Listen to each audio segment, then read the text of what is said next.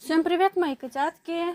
Сегодня у нас с вами будет 14 глава Истории грехи прочие возмездия. Как раз таки я решила то, что мы с вами будем заниматься именно ею, потому что у нас ее очень давно не было. Да и к тому же сейчас идет день шопинга, так что на нарядах можно немного сэкономить. Я считаю, что день шопинга это нормальная акция, при которой можно скупать абсолютно все, даже ни о чем не жалея. У меня на канале вышел видос, но он, правда, давний, но он вам очень поможет. Правда, все придется брать за свои деньги. Но дай бог, зато у вас будут все наряды и даже за подписку. Насколько вы беспощадны? Сможете ли вы предать любимого человека или друга? Это 14 серия грехов просящих возмездия. А я, как всегда, забыла еду приготовить.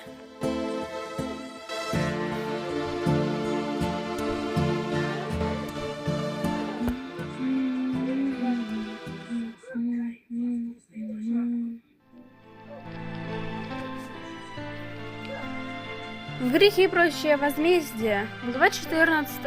Злой ветер. Не тот злой ветер, который не приносит ничего доброго. Милейший рыцарь, ты теперь одна из самых веских персон в королевстве. Уильям Шекспир. Да, кстати, мы в школе, когда я еще училась, я, правда, уже школу закончила, мы его даже пройти не успели. Я так хотела Гамлета почитать, ребята. Всем советую прочитать Уильяма Шекспира произведение «Гамлет». Предупреждение о сдержании. В данной главе присутствуют сцены, описывающие бытовое домашнее и иные виды насилия. Пожалуйста, продолжайте чтение с осторожностью. Да ничего страшного, все хорошо.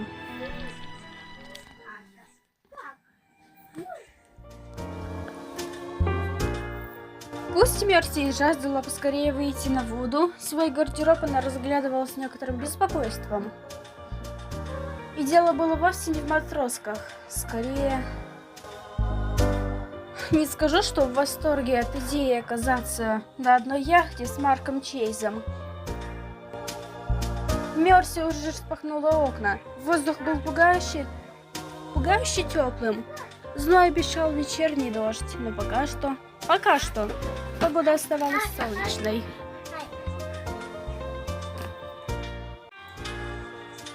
Та-та-та-та-та-та. Зной обещал вечерний дождь, но пока что погода оставалась солнечной. И все же она навевала дурное предчувствие, подобно вздоху в неверном месте в зверной истории. Во всяком случае, стоит порадоваться, что Сабрина и Вирджиния тоже едут. О, небеса, Мерси, да выбери ты уже. Ничего, мы с ребятами тебе поможем. Так, ребята, мы с вами, конечно же, выберем платный наряд. Французский понос. Ой, матрос. Вам послышалось?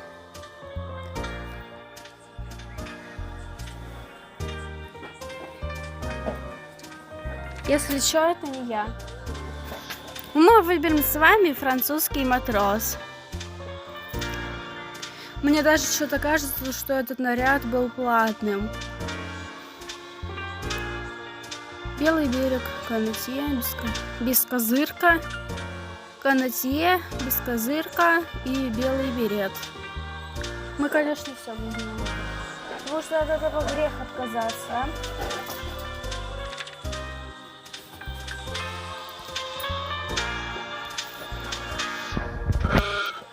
Снаружи раздался нетерпеливый бип-бип, и она взглянула в окно.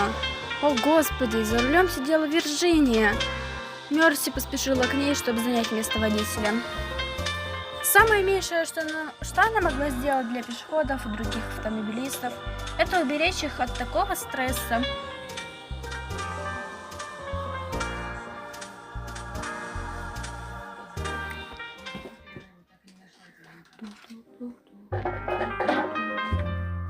Добравшись до Чикаго-Харбор И не без удивления, ступив на борт моторного катера, они надели спасательные жилеты. Отчалив, яхта прошла сквозь скопление судов и вышла в открытые воды. Вирджиния и Мерси устроились на корме кадета, чему Мерси была рада, ведь сегодня она рассчитывала раздобыть приглашение от Вирджинии. Нужно же как-то заполучить те книги, верно? Ну, если это ей надо, то нормально.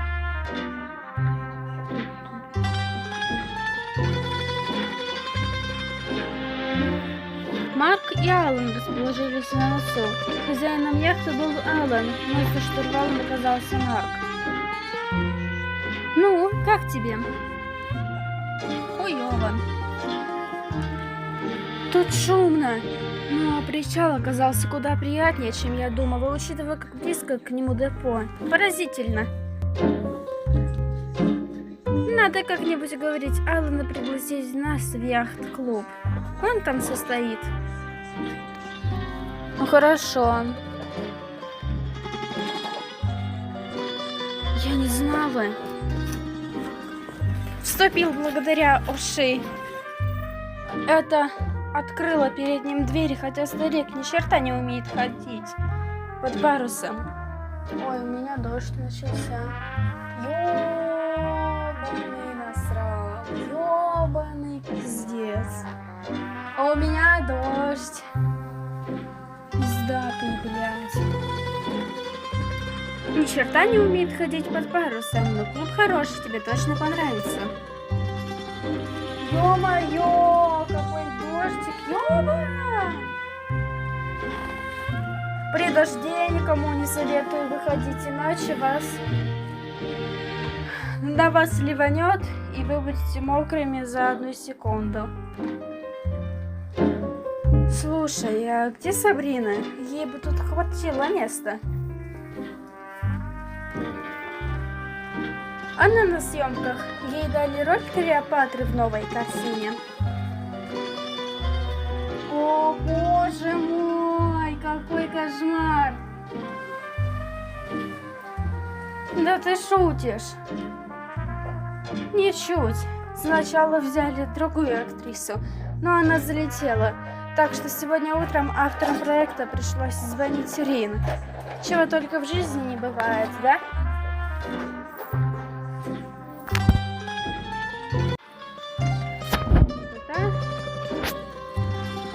И как надолго это все? Ох, ну не знаю, на неделю или 2 у царицы всего несколько сцен. А потом вся команда пакует чемоданы и едет поездом в Аризону. Ох, будут у них прогулки по пустыне с верблюдами. Моторка рванула сквозь волны, взлетая и ныряя, отчего желудок пошел в пляс. Алан склонился, шепнул что-то Марку на ухо, и тот сконцентрировал курс. Стремительное движение яхты по озеру Мичиган сменилось более плавным скольжением. Какое облегчение! Марк взглянул на Алана и рассмеялся. Так он казался почти что милым. А мне он вообще как-то не очень.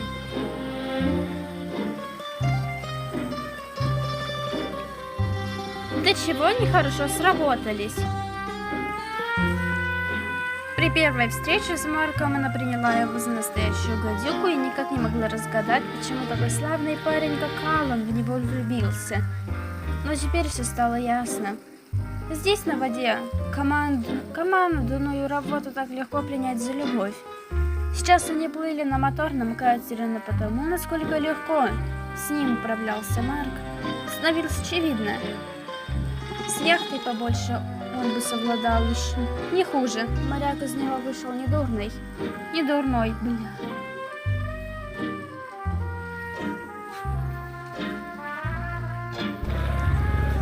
Их слова тонули в реве мотора, ударах волн о деревянный корпус в леденящем ветре. Они выглядели такими беззаботными и беспечными, Глуши мотор, разве не прекрасно? Мотор затих, теперь чуть тихо пыхтел. Тихо пыхтел. Чух-чух-чух. И они лениво и бесценно покачивались на бурных волнах озера. Он что, на нейтралку переключился? В лодках она ни черта не смыслила, но вот осенние листья, правда, были до невозможности красивы. В этом Алан не ошибся. Достав из нагрудного кармана фляжку, Марк сделал глоток и передал ее Алану. Тот отхлебнул немного и передал Вирджинии. Ты меня удивляешь. Бывший сухой? Никогда сухим не был. И Марк ушел по моральным соображениям, вы знали? Алан метнул в сторону Марка восхищенный взгляд, но тот сделал вид, что не заметил этого, хотя ему, очевидно, было приятно. Мерси постаралась не закатить глаза. Марку это все нравится, все это внимание без обязательств, которое накладывает взаимность чувств.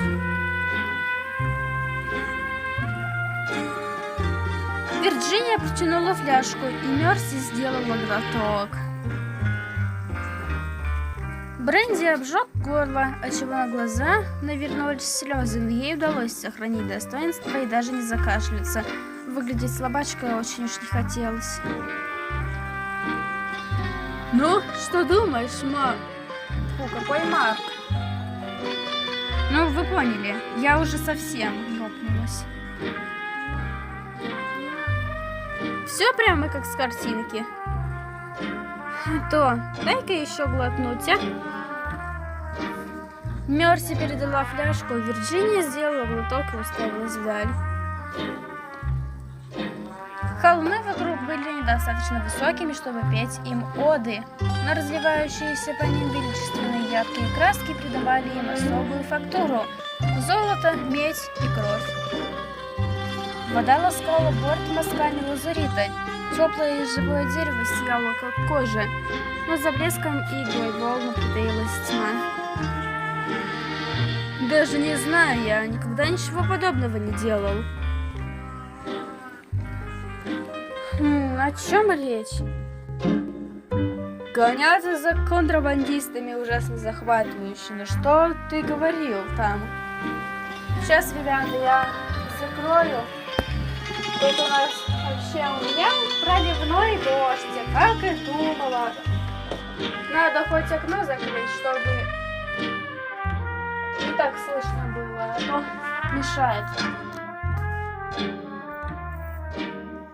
Что давление закона лишь усугубляет насилие. Газета пишет, что сухие готовы брать в свои ряды кого угодно, даже самых отпетых.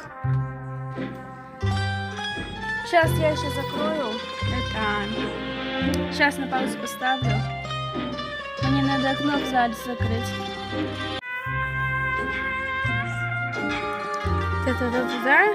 Якобы компонируют, контролируют. Они будут похлеще Малу, навсегда готовы пристрелить человека посреди улицы. Мой брат никогда бы такого не сделал. У него есть принципы и семья, он в это точно не вовлекает. Неужели? И если так, то, наверное, все не так уж и плохо. Однако, оглядываясь на произошедшее, Мерси понимала, Вирджиния была не так уж далека от всего этого, как утверждала. Вот именно, я больше не мог этого выносить.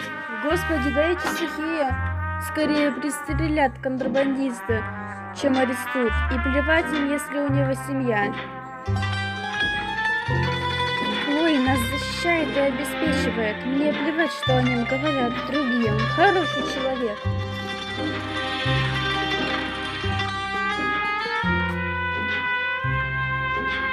Не знаю, выпивка еще никому не вредила, а мужчинам надо кормить семьи. Мудро сказано. И Алан верит во всю эту чушь? Он что, и правда не видит, какой Марк на самом деле? Вот бы открыть глаза Алану на Марка А мне он с самого начала показался не таким, как все. Может, он и есть тот самый злодей?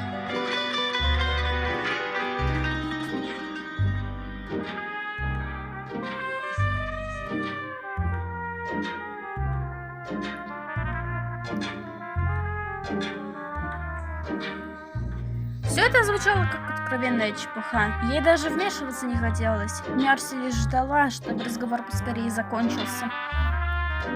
Ох уж этот Марк Чейз. Самая настоящая фальшивка. А бедняжка Вирджиния лишь обманывала себя, полагая, что может как страус спрятать голову в песок. Дела брата непременно ее настигнут. За свои меха она уже заплатила сполна, просто пока еще этого не осознает. Поверхность воды идеально гладкая, Эмилия бы с удовольствием тут скупалась, но ее тут нету. Думаешь? Она любит плавать в озерах, ей не впервой. Выглядит прохладной. Ну, конечно, он что, совсем? Есть лишь один способ проверить. Столкнуть Марка в воду. Приняв его слова за приглашение, или вернее за предлог, к которому она собиралась. Что собиралась? О, ребята. К которому она собиралась оправдываться несколько секунд. Секунд 5. Мерси поднялась и наклонилась и силой толкнула Марка. Он рухнул в воду с растерянным воплем. Алан застыл от шока, а Вирджиния рассмеялась. Ха-ха, о господи боже, поверить не могу, что ты это сделала. Ты такая, поверить не могу. Он хотел узнать, можно ли купаться. Ну так что, Марк, как водичка? Да пошла ты, сука. Сам ты, сука. Разозленный, он на несколько грибков отплыл от яхты, после чего вернулся и забрался на борт. У него стучали зубы, волосы и лежал шерстяной костюм. Все было насквозь мокрое. Если бы взглядом можно было проделывать дырки, Мерси уже превратилась бы в решето. Она лучезарно ему улыбнулась. Ну как так? Ну так как? Понравилось бы Эмилии здесь плавать? Это было не очень красиво с твоей стороны, Мерси. А чё, я сама захотела. Имею полное право. Зато мне не придется всю обратную дорогу вносить хвастовство Марка и его высоконравственности. Теперь он будет слишком занят тем, чтобы поскорее согреться. Выслушивать, как Алан поддакивает каждому невыносимому заявлению Марка о его собственном превосходстве, было уже слишком. Бедняга Алан. Он и правда хотел любить Марка, но скорее потому, что ему нужно было любить хоть кого-то. Может, я поведу на обратном пути? Марк жестом показал на штурвал. Давай. Мужчины поменялись местами, раскачивая яхту, и наконец устроились. Затем Алан запустил мотор, и они с внушительным ревом понеслись по воде, отчего разговаривать с сидящими впереди мужчинами стало невозможным. А ты любишь плавать? Нет, я не умею, так что даже не вздумай столкнуть меня в воду. Ох, ну и выдумщица ты. Но тебе все равно же лет, но я в любом случае не стала бы так делать, по крайней мере, пока мы в движении, а то винты перемолоть от тебя как рыбку. Я проголодалась. Черт! Надо было прихватить сэндвичи, да и вообще мне, наверное, пора возвращаться, а то мне еще семейный ужин готовить для Луи и его ребят. У нас-то каждую субботу. Семейный ужин? Ну, он он так это называет? Держит своих парней поближе, понимаешь? Приглашает их, дает им почувствовать, что они занимают приличное положение в обществе и все такое. Так, все понятно. У меня за секунду на дороге образовался пруд из дождя. Я серьезно. Ты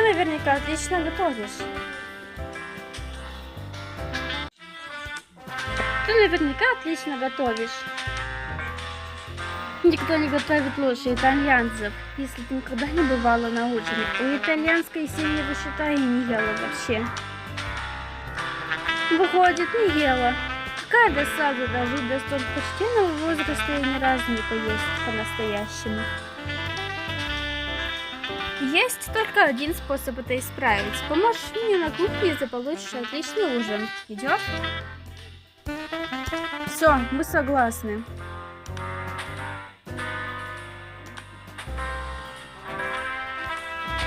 Вот оно, приглашение, которое Мерси стремилась заполучить, но она замялась.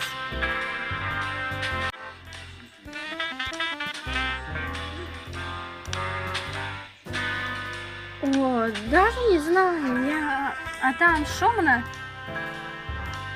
О, дорогая, это еще мягко сказано.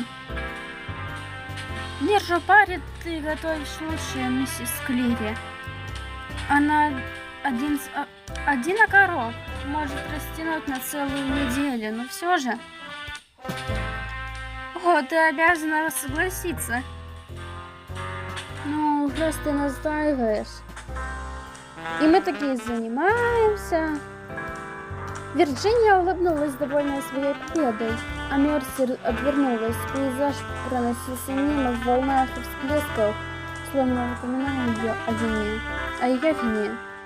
За то, что она уже сделала, и за то, что еще сделает.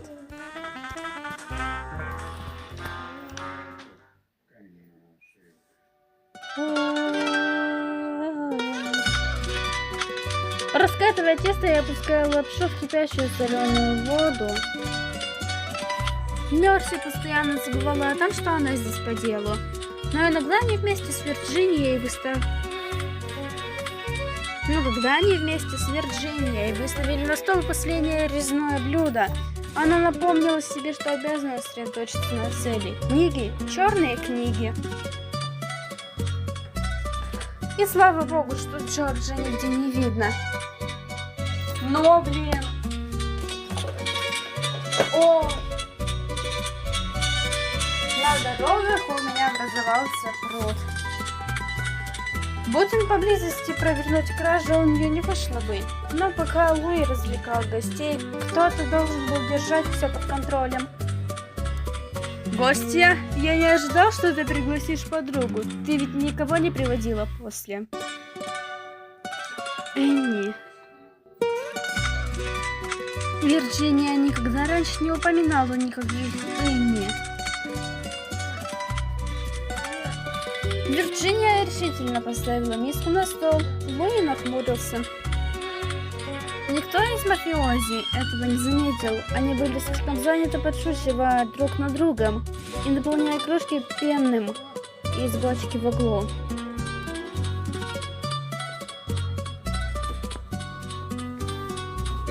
Так куда запропастилась старая добрая Энни?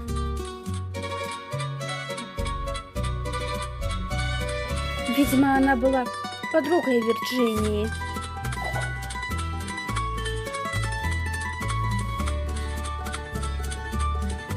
А ведь это твоя Энни постоянно здесь бывала. Вы, девчонки, бывало, до ночи сидели, хихикали, смеялись.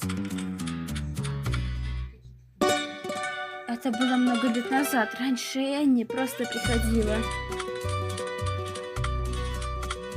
Хорошая она была девушка, отлично готов.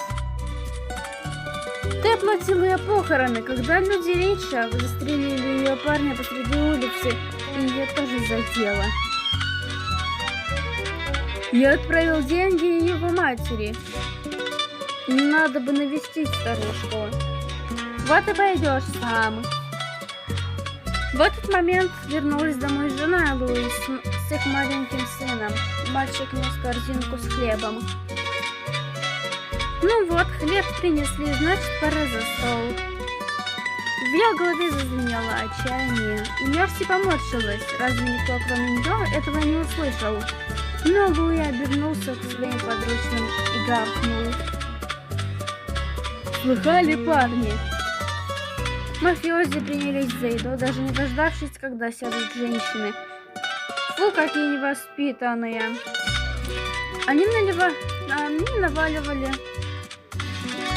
нарезанную вручную пасту на тарелки, поливали соусом и докладывали к ней фрикадельки, добродушно толкая друг друга локтями. Некоторые говорили на чистом итальянском, другие же на смешанном американизированном диалекте второго поколения. Она слушала их с завистью. Ты их понимаешь? Немного, но разговаривать не могу, к сожалению. Мама, упой Господь ее душу, не разрешала. Упокой, точнее. Все твердила, что не хочет, чтобы у меня был говор, будто я только что приехала с острова Эллис. Насколько Мерси могла судить, разговор шел о хороших фильмах, новых дневных кинопоказах, а также о плюсах и минусах покупки мотоцикла. Ничего, что имело бы к отношению к делам. Каково же быть в Вирджинии? Каково вести подобный образ жизни? Секунду.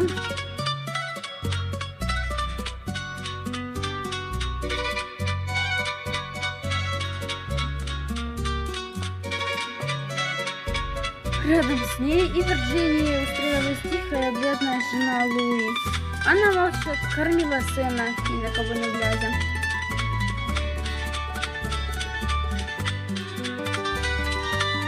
В смысле, что она должна быть заразной? Сейчас в гайдах посмотрю, может быть, еще как вообще.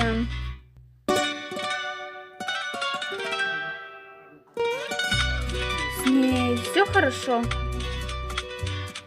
Она всегда такая, нервная натура. По субботам, когда Луи собирает парней, ей приходится тяжко. Она любит тишину. Мама в ней это терпеть не могла, но Луи говорит, что его это успокаивает, так что... Мерси вытаращила глаза. Подумать только. Найти что-то оскорбительное в том, что все кругом считают безобидным и мягким. Бедная женщина, наверняка, чем добрее она себя вела, тем сложнее ей приходилось. Может, все бы наладилось. Поскандалена хорошенько разок.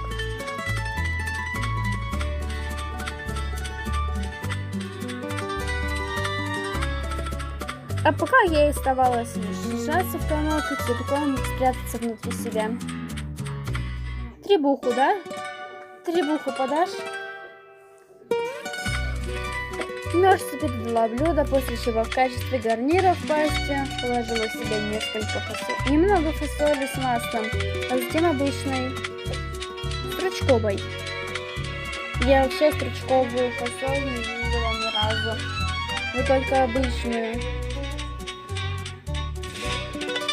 В воздухе витали запахи чеснока, анчоусов и пармезана, смешиваясь с ароматом свежеиспеченного хлеба. И где искать эти черные книги? Наверху? Но если я решу сбегать за ними прямо сейчас, пока все за столом, это будет слишком подозрительно.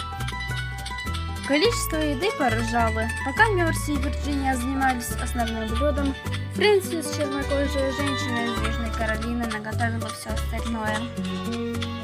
Запеченная с тунцом телятина, рис с мозгами. Рис с мозгами? С чем рис? Еще? Это очень странно. Рис с мозгами чего? такого животного. Все рецепты Фрэнсис выучила у Вирджинии и ее матери еще до того, как та умерла от тифа. Я и не знала, что у Вирджинии есть прислуга, хотя сама она говорит, что Фрэнсис не в счет, потому что она живет по соседству и приходит помогать с готовкой, когда Луи собирает своих парней. Но Мерси считала иначе. То, как Фрэнсис поспешно вытерла руки о фартук и спросила: «Это все, мисс Малум?» Сказала ей: «Более чем достаточно». Мне было... Так. Секунду. Не по себе, когда меня так обслуживали. Почему-то подобная посещительность ее беспокоила, причем дома даже больше, чем в офисе. В чем именно крылась причина, она не знала. Но тут в дверь постучали, раздалось глухое бам-бам, и разговор мгновенно стих. Мужчины насторожились, переглянулись. Мерси поежилась, они едва заметно изменили позы, чтобы в случае необходимости побыстрее выхватить оружие. Решила еще каких-то неожиданных гостей пригласить Вирджиния. Да никого мы не приглашали. До этого момента он не делал никаких замечаний по поводу неожиданного появления нового лица на субботнем ужине с его посвященными. Однако и этот его комментарий был близок к критикам.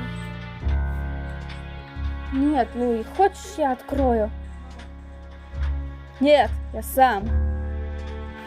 Мужчины заерзали, переглядываясь, или, напротив, пытаясь этого не делать. Луи вытер руки салфеткой и бросил ее на стол.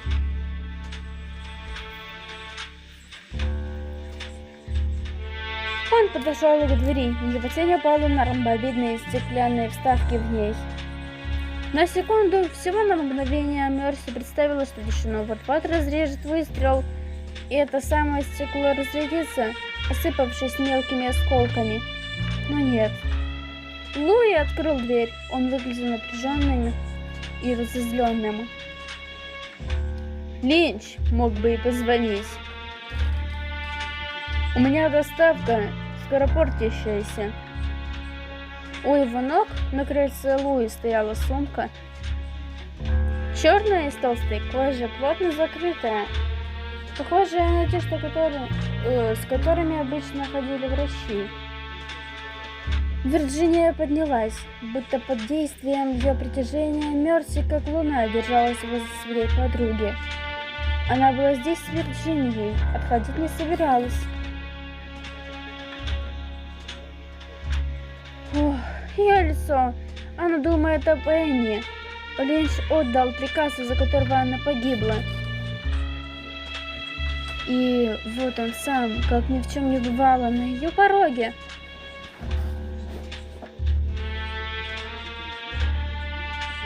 Ты прервал мой ужин, Линч. Мог бы назначить встречу. Мы ведь цивилизованные люди. Да? Ты не хуже меня знаешь правила. Во всем должен быть порядок. Забавно. Я-то думал, слово «мужчина» что-то дозначило. Семьи должны оставаться в стороне. Жены, дети, сестры. Но ты пришел сюда, в мой дом. А по-моему, у тебя никогда не получалось держать сестру подальше от своих дел. Вирджиния, забери сумку. Вирджиния рванулась вперед, словно сохраняющая нейтралитет медсестра на поле Великой войны. По воле случая, оказавшаяся между двумя враждующими сторонами. Да, она выглядит как сумка врача. И открыла ее и закричала. Луи развернулся, быстрый как змея, и ударил ее по лицу. Ошеломленная Вирджиния поднесла руку к щеке, затихнув. Не посылай больше своих людей на мою территорию, Луи. И мне нужна доля, то есть новой сделки с Эйбером. У нас был договор. Ты знаешь, что говорят о данном мужчиной слове? Кто он без него? Ничто, просто грязь. Вирджиния побежала наверх. Мерси за ней. За спиной Мерси услышала приглушенный голос Луи. Хаос фото встающих мужчин. Хихиканье флориста, грохот упавшего стула, когда жена Луи схватила ребенка и бросилась прочь. Бедненькая ты моя. Вирджиния села за туалетный столик, опустила голову на сложенные руки, как будто плакала, но не издавала ни звука. И прямо под ней, покрываясь слезами, лежали они. Контракты и свеча Малона в черных книгах. Книги в черных обложках. Отгоняя чувства, схожие с голодом. О, как же она желала их заполучить. Даже сейчас, после всего произошедшего. Дверь на первом этаже хлопнула с такой силой, что задрожал весь дом. Злоречь на итальянском и английском. Даже с вкраплениями польской брани слилась в общий гвалт. Мерси не знала, что делать. Она коснулась плеча Вирджинии и пыталась утешить, но резко злобно встряхнула ее руку.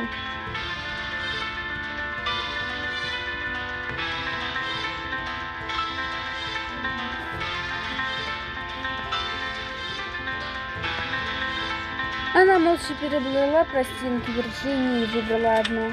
Подошла к граммофону, поставила пластинку, завела его, отпустила тормоз, опустила тонарм и легла на дорожку. Из медного рупора полилась тонкая музыка, немного приглушив яростный шум. Это мне нравится. Мне тоже. Что там было? Голова Тони. Я все не могла понять, почему он не пришел на ужин. Подумала, может, заболел осенью. Все ведь болеют. Воздух же влажный. Ее голос звучал едва слышно, безэмоционально. Мерси подумала, что Вирджинии нравится Тони, примерно так же, как ей нравилось все парни Малона.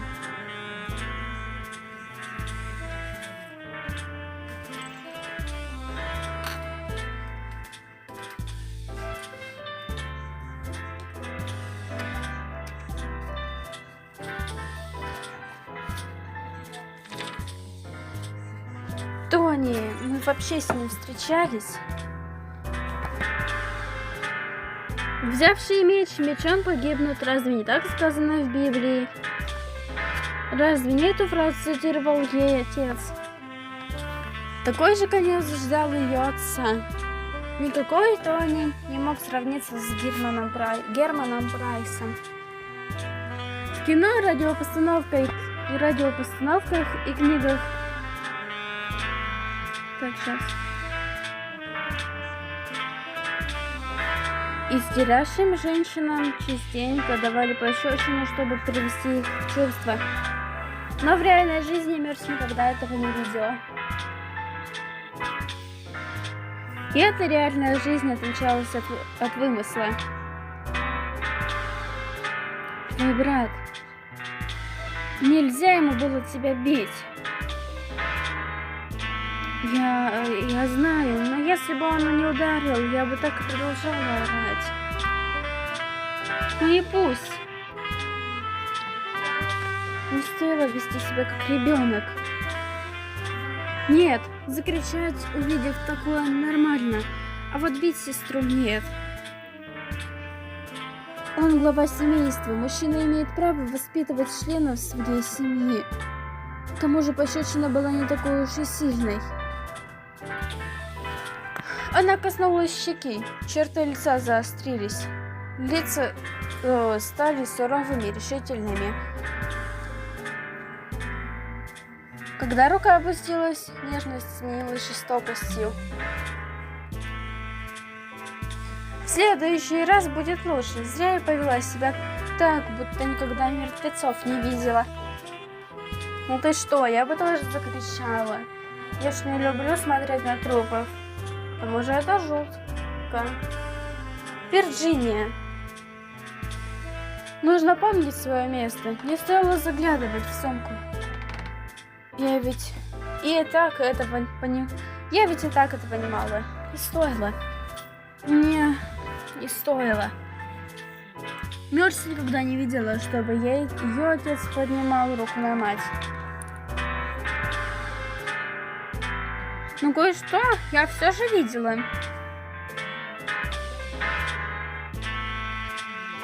Не будем мы ничего вспоминать. Возможно, жестокость и правда заразны.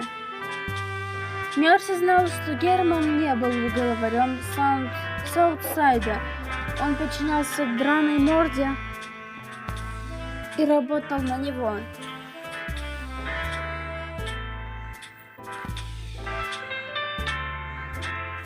Поэтому люди старались быть с Германом Прайсом поласковее, вели себя как кающиеся грешники, целующие перстень папы. На случай, если наступит день, когда драная морда скажет «этого», Герман вступится со словами «Нет, не его, сегодня». Пожалуй, самым удивительным в Германе Прайсе было не то, что он делал, а то, что по-настоящему нас ценил и защищал. Он был убийцей, да, но еще он был добр. А мало он впустил эту заразу. Мерси метнула взгляд на черные фиги на локтях, под локтями Вирджинии. Если она их заберет, то непременно ими воспользуется, заставит Сайлоса выложить правду о той ночи. Она была обязана раскрыть правду. Непременно. Если я узнаю своих родителей, то узнаю и себя.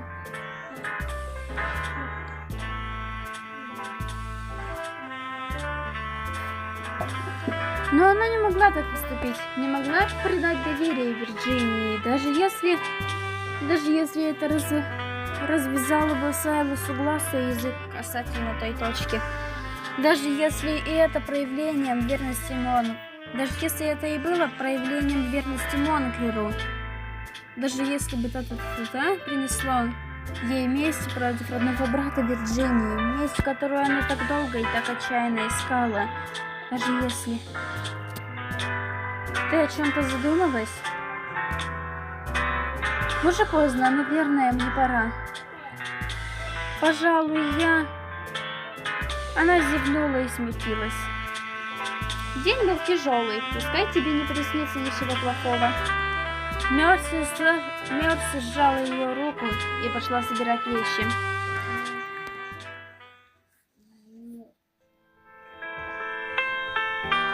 Мужчины уже разошлись на крыльце, остались лишь несколько человек, охраняющих жену, ребенка и сестру Малоуна.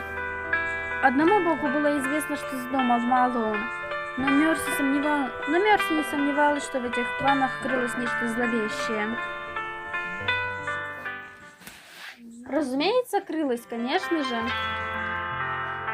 Разумеется, входить было уже поздно. Комендантский час в клубе наступил уже давно. Миссис Клирис спустит с меня шкуру, если я попытаюсь пройти через главный вход или разбужу девушек, которым рано вставать на работу. Ей еще повезло, что она умудрилась поймать такси в такой час. Ох, да чего же холодно. Жаль, что я без пальто. Мысли шли рывками, как заевшая пластинка. Сумка, крик Вирджинии, рука Луи. Жестокость словно оцарапала ее разум, словно став свидетельницей, она и сама ею заразилась. Может ли ранить то, что не ранила? Она была сломлена, покрыта сколами. Как заевшая пластинка, она была в порядке. Прекрати! возьми себя в руки, увидеть, что это не то же самое, что... На секунду промелькнула мысль позвонить кому-нибудь. На Union Station стояли телефоны-автоматы. Но кому же звонить? Фрэнку, Алоизиусу, Монклеру. В этот час он наверняка еще не спал. Он вообще почти все время бодрствовал. Но ей не хотелось объясняться, отчитываться или подводить какие-то итоги. Ей вообще не хотелось поговорить. Я не смогла украсть книги. Пусть она и должна была это сделать, но мы же этого не сделали. Даже если это ради себя, то ради всех тех, кто рассчитывал, что она уничтожит Малуна. Вероятно, если положить конец карьере Малуна, это спасло бы бесчисленное количество жизней, подобных бедняжке Энни. Но я не смогла так с ней поступить. Не после того, что могло произойти, что наверняка произошло бы. Она точно знала, какие последствия ждали Вирджинию. И она не могла навлечь на Вирджинию подобное. Она думала, на что способен Луи. Я сделала выбор. Кто я вообще такая?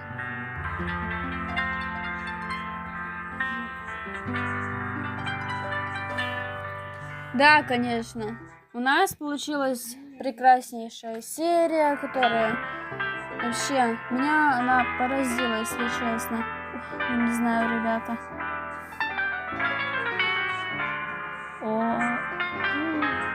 Короче, ребята, мы с вами прощаемся. Пока!